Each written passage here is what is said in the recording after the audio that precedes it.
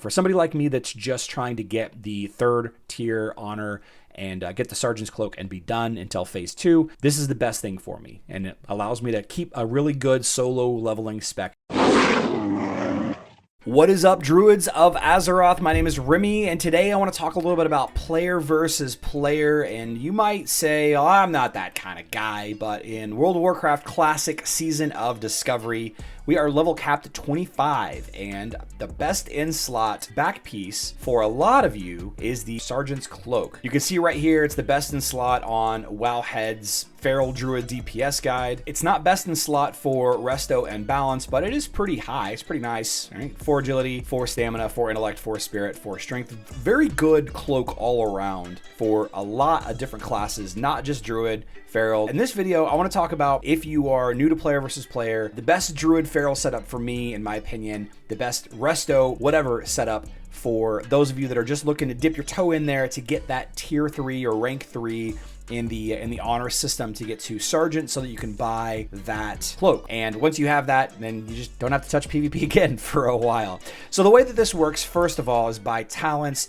I'm going to start with the balance tree, putting 1 into Nature's Grasp. This is going to allow you to root somebody that hits you 35% chance. Now you could do, the full 5 here and get a much higher chance, but just 1. I'm not going to be always carrying the flag, and I'll talk a little bit about that in just a second. The Feral combat tree is where you're going to spend most of your talents, and I think that this is a nice mix. It's not going to be the best talent spec if you're a pure PvP spec, and depending on what role you're trying to do, it's going to be a little different as well. So there isn't really any huge need to take any of these first tier talents. You might think as a Feral, you're going to be out there using Mangle and Claw and Bite, Rake, Rip, all of those. You don't use any of those as a Feral Druid in PvP. You definitely don't use them as a Balance or a Resto Druid in PvP either. More on that in just a second. We are a hybrid, and we're embracing it, okay? We do the 5 out of 5 thick hide to get more armor contribution from items, and we get the feline swiftness. This is going to give us a lot more mobility in any role we decide to go with, as a healer in there, as a flag carrier, as just a midfield damage dealing character. This is the most quality of life good thing you can have.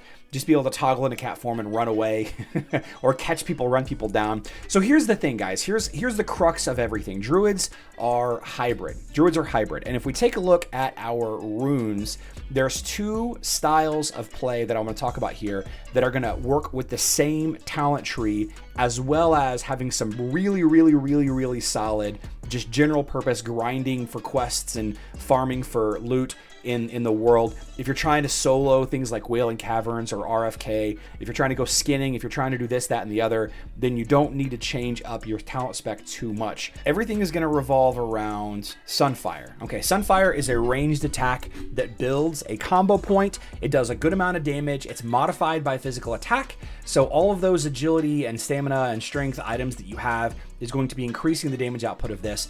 I don't even use a finisher whenever I'm out DPSing as a Feral kitty cat. Cat is for fright, am I right, guys? Just chasing people down with Sunfire. The other options in this slot, Mangle, Wild Growth, Lacerate. Lacerate's for bear, we don't really do that. Mangle, I'm not going to be chasing people down to do close range melee damage like that. And Wild Growth does have a place. I'll talk about that in a second. The legs, there are a lot of options here. I think Skull Bash is great. I like Life Bloom a lot as well. Savage Roar is a really good finisher. If you didn't have one of these 2 options, I think that you'd be absolutely using Savage Roar. I'm just going to use another finisher, just one of the standard finishers. So Life Bloom is really good for self-healing and then shifting into bear form, or self-healing while you picked up the flag and you're trying to run it. Skull Bash is a really awesome distance closer. You don't get Feral Charge as a cat. This is a nice way to bridge the gap to make large gains if you're trying to run a flag back or catch a flag carrier. So you can use either one of these. I really like to use Life Bloom just because of the playstyle. I don't like to run the flag. We have other people that run the flag, and those people use Skull Bash a lot. Though the ability to interrupt and silence spell casting for a little while is pretty amazing. I go back and forth between these 2 all the time. The good news is, as long as you're not in combat, you can just swap these. You don't have to go back to your trainer or anything. And then finally, the chest piece, the big one is Survival of the Fittest. Reducing critical hits by 6%, 10% reduction in damage, and then an additional 10% while you're in bear form. Heal yourself up, change into bear form if you get focused, and you are solid. So here's the thing.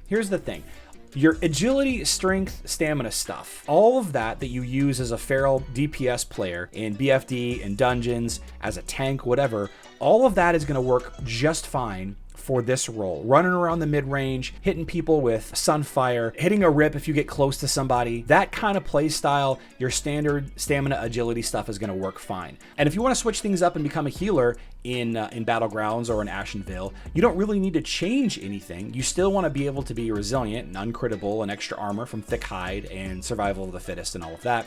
But these talents like improved healing touch and avoiding knockback while healing, those aren't super necessary. You can still work without them, and the bonus speed here and the bonus armor here I think is enough to not need to worry about that. So the idea is you just put on intelligence and stamina gear. So instead of the Void Touch leather gloves, I put on the Void Touch leather gauntlets. They have the Wild Growth rune on there instead of the Sunfire rune.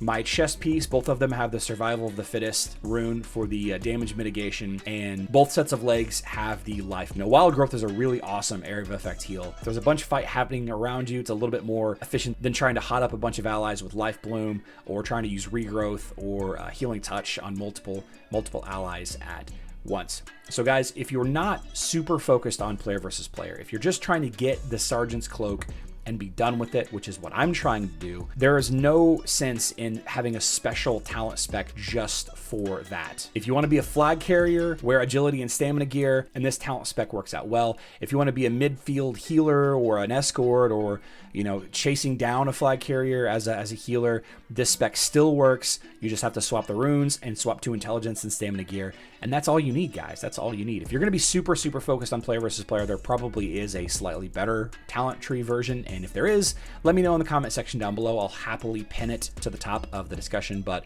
for somebody like me that's just trying to get the 3rd tier honor and get the Sergeant's Cloak and be done until phase 2, this is the best thing for me, and it allows me to keep a really good solo leveling spec going for dungeon farming and farming gold, leather, chests, what have you. As always, guys, be good or be good at it. I'll see you in the next one.